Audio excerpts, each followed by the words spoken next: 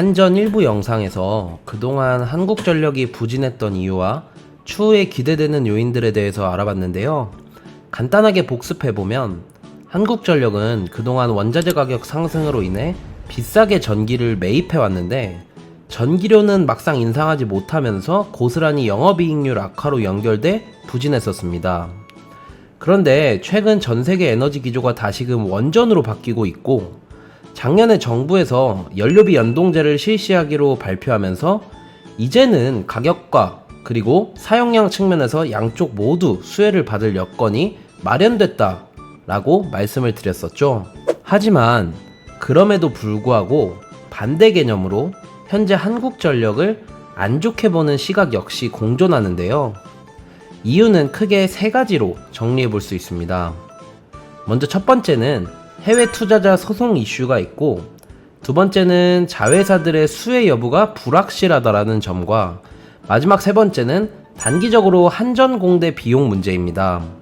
먼저 해외 투자자 소송 이슈는 해외 투자자들이 소송을 통해서 한국전력이 추진하는 전기료 정책에 대한 책임을 묻겠다라고 하는 것인데요.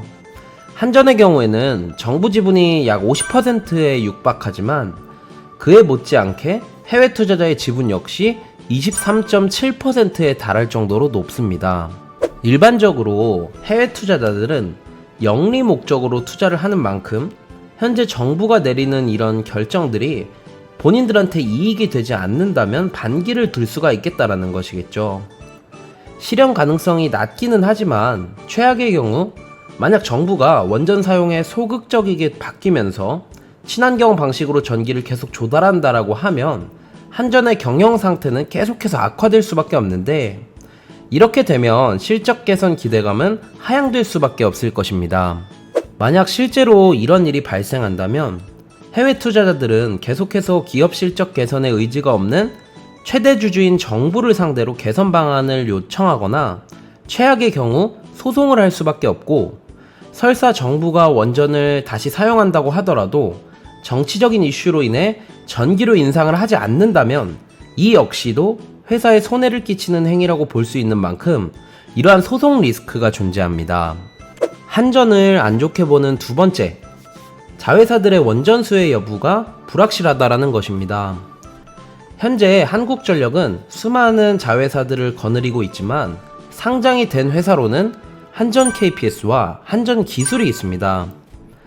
먼저 한전 KPS는 전기 설비 유지 보수를 하는 기업이고, 한전 기술은 원전 건설 수주를 받아서 지어주는 곳인데, 아마도 최근 한국전력의 주가에 좀 더 영향을 미치는 기업은 한전 기술일 것입니다.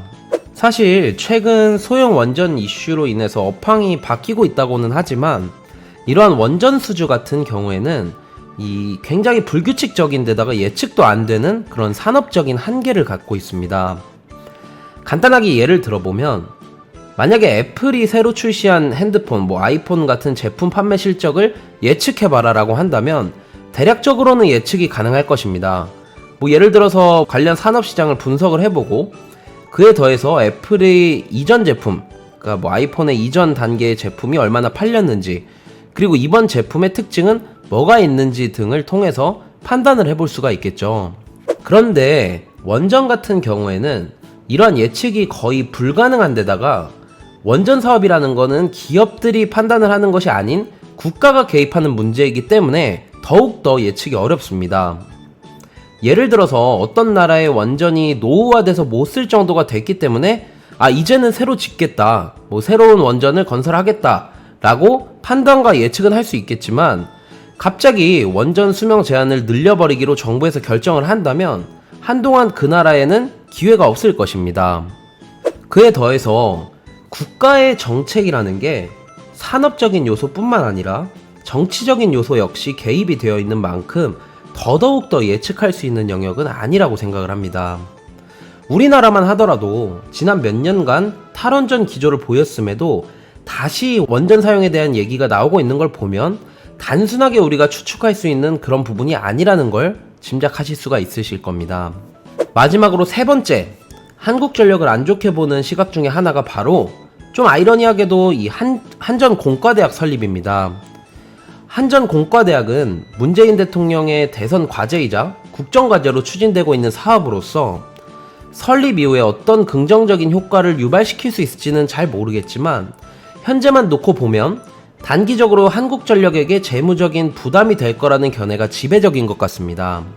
특히 전체 설립기금 1조 6천억 원 중에서 1조 원을 한전이 부담하고 있는데 추후에 개교 이후에도 한전은 연 600억의 운영비를 부담해야 하는 만큼 현재 지금 대규모 적자를 보이고 있는 한전이 감당할 수 있겠냐라는 의견이 많습니다.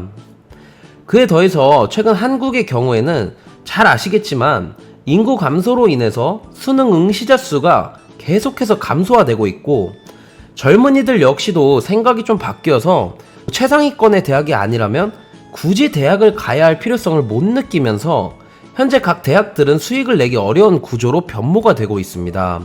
그리고 당연하게도 이러한 추이는 나중에 한전공대가 한국전력에게 아킬레스건으로 전락하는 게 아니냐라는 우려의 목소리 역시 있는 것 같습니다. 여기까지 총 2부에 걸쳐서 한국전력의 리스크와 장점 모두 살펴봤는데요. 한국전력은 기업의 장단점이 명확하게 존재하지만 한편으로는 정말 분석하기 어려운 기업인 것 같습니다. 단순히 산업의 흐름과 재무만 보면 되는 게 아니라 정치적인 요소도 결합이 되어 있기 때문입니다.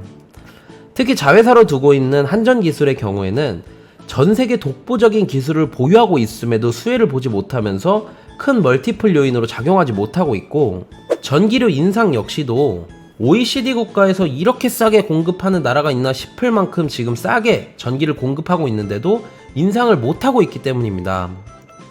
그럼에도 불구하고 앞서 살펴본 것처럼 한국전력은 분명한 투자 포인트가 있는 기업인 만큼 계속해서 이슈화되는 내용들을 참고하면서 투자하시길 바랍니다.